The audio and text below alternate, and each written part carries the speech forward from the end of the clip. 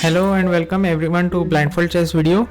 Today I'll be playing an Ultra Bullet tourney, but in that I'll be just berserking all my games. So berserking is a term in leeches where you give away half of your time, and Ultra Bullet is 15 seconds for all your moves, and if you give half of that time you get only 7.5 seconds.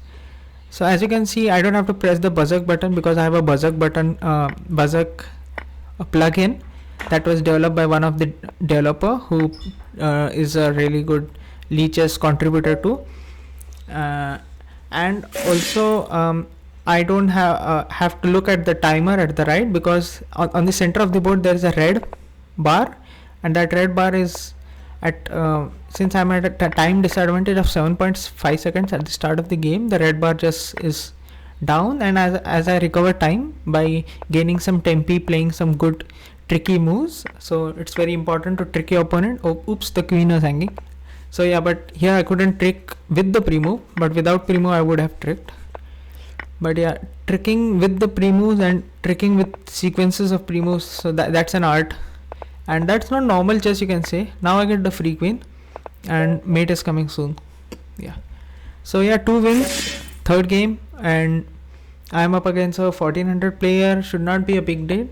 So when I'm berserking, I usually am not able to beat 1800 or 1900 players, but I can beat up to 1700 players in Ultra Bullet, and that's quite decent, at least because when you're berserking, your playing strength at least drops by 200-300 points, because you don't know the ideal pre-moves and your opponent is having a bit more time. So here my king is a bit unsafe, but somehow he opened up the g file and I was able to get it, and now I have the initiative and suddenly I win over time. So as you can see, it's only in the end game that I make a comeback, so that's why this is very risky to berserk. And here in this game my opponent also berserked Hannah, so that's why I also won the queen. So as you can see, my opponent is not used to nano bullet, so that's why I got a really comfortable position, 3.7 seconds on clock. So I just used like barely 3.8 seconds to like flag her. So yeah, in 7.5 seconds chess, generally my ideal split is 1 second for the opening 10 or 12 moves, and middle game takes about 4 seconds, and end game should be within 1 second, because end game should be most if there are less pieces, so you can move one piece multiple times. In this game my back rank is a bit weak, but I'm able to produce good and surprising pre-moves, and my opponent had 4 seconds, I had 1 second, 1.5 second, and I was still able to flag him. So as you can see, in many of these games I have a very less time, about 1 second, and my opponent has like 5 or 6 seconds, but I still flag them. So like today only I had a game where my opponent had 10 seconds and I had 0.6 seconds, and I did 40 moves in 0.4 seconds. So I had 0.5 seconds. So I had 0.1 second left, and still I won, and my opponent flagged and he had a whole 10 seconds. So yeah, it's a checkmate, but instead the king is coming up, and king coming up won't work because I gave a lot of checks and win over time. So in Ultra Bullet it's very important to just give a lot of checks. That's very important. So king safety is very important, just like in Crazy House, if you play Crazy House too. So here again I take on g6 so that king comes up, but somehow he wasted time and brought the king back. Oops, my queen was hanging, but now I'm able to predict his pre-moves.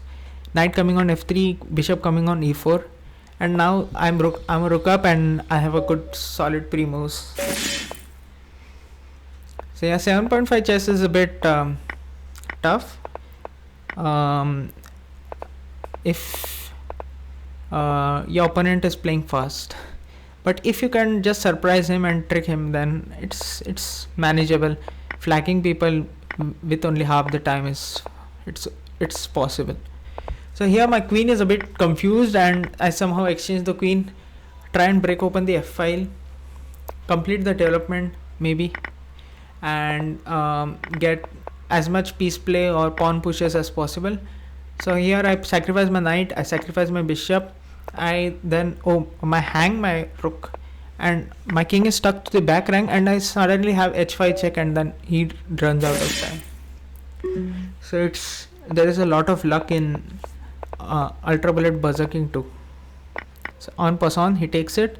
This I know some people do it, this kind of stuff.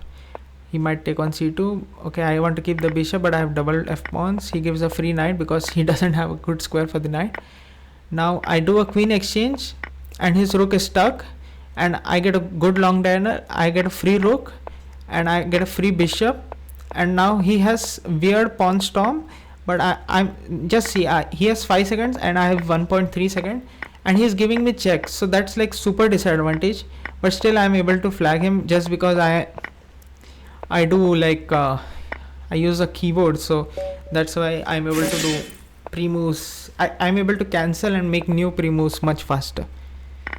So that's very important in endgames, cancelling pre-moves.